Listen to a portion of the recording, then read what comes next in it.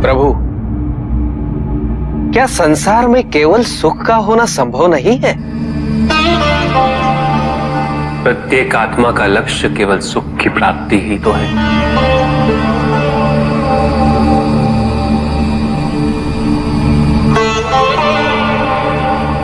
परमानंद की प्राप्ति।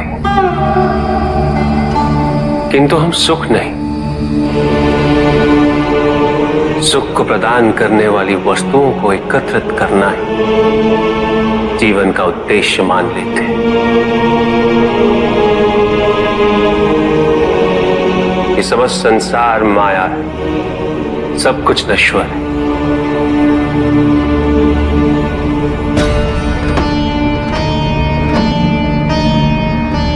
जिन वस्तुओं को हम सुख का स्रोत समझकर एकत्रित कर रहे हैं, वो सदैव नहीं रहेंगे। जो व्यक्ति सत्य को जानते हुए भी लोभ का परित्याग नहीं करते, वो सदैव इन्हें खोने के भय में जीते।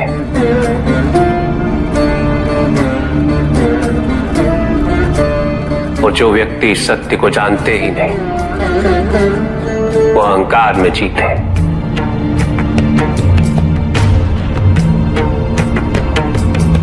और जहां अहंकार और भय उपस्थित हो,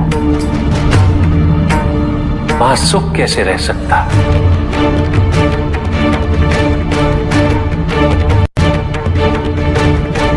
किसी को ये दुख है कि उसके पास कुछ भी नहीं, और जिसके पास सब कुछ, उसे ये दुख है कि पाने को कुछ शेष नहीं। सुख को हम स्वयं अपने दृष्टिकोण से परिभाषित कर देते हैं, जबकि वास्तविकता इससे भिन्न है।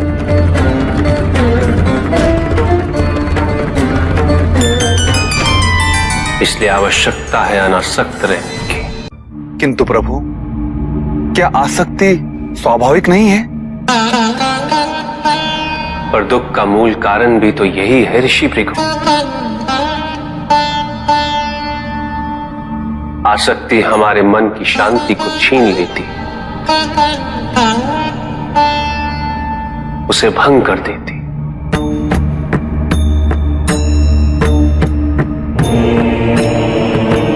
हमारी बुद्धि को स्थिर नहीं रहने देती, उसे चंचल बना देती।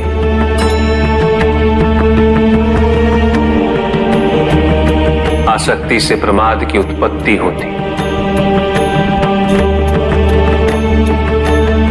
प्रमाद मद होता है, और मद अहंकार का स्रोत है।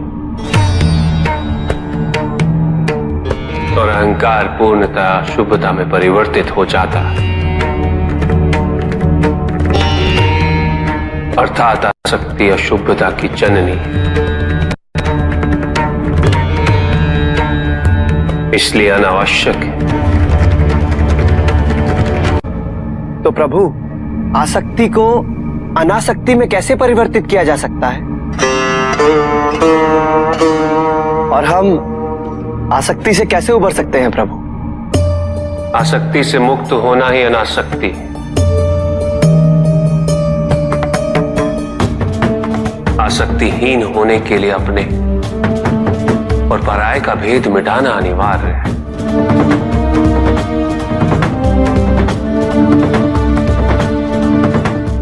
और यह तभी संभव होगा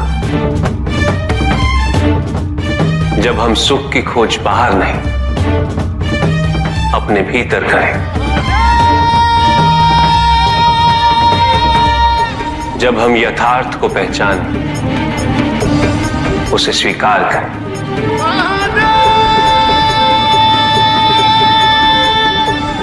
हम अपने सुख को सांसारिक तत्वों से परिभाषित नहीं करें। जब तक हम ऐसा करते रहेंगे, हम बंधते जाएंगे। जब हम स्वयं अपने भीतर झांकना आरंभ करेंगे, हमारी मुक्ति का मार्ग स्वतः प्रशस्त होता जाएगा। महादेव, आपने हमें दुख का कारण तो बता दिया, किंतु हम भाई के बारे में भी जानना चाहते हैं।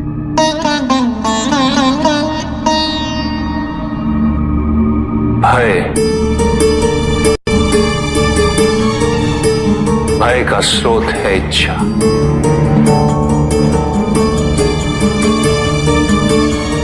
पाने की इच्छा होगी तो उसे खोने का भय भी होगा।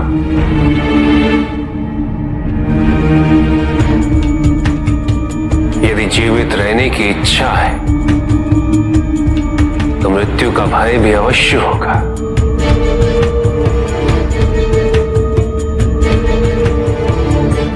किंतु केवल मनुष्य ही नहीं, देवता, गंधर्व सभी इस भय से ग्रसित हैं।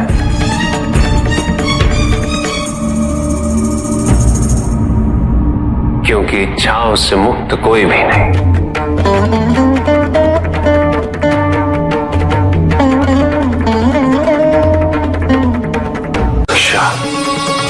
ईर्ष्या, द्वेष और निंदा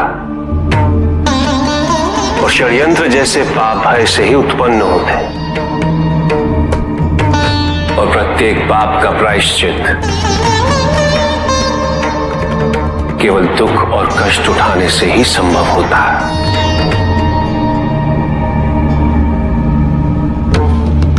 इसलिए भय भी अंत में दुख का कारण बन जाता है।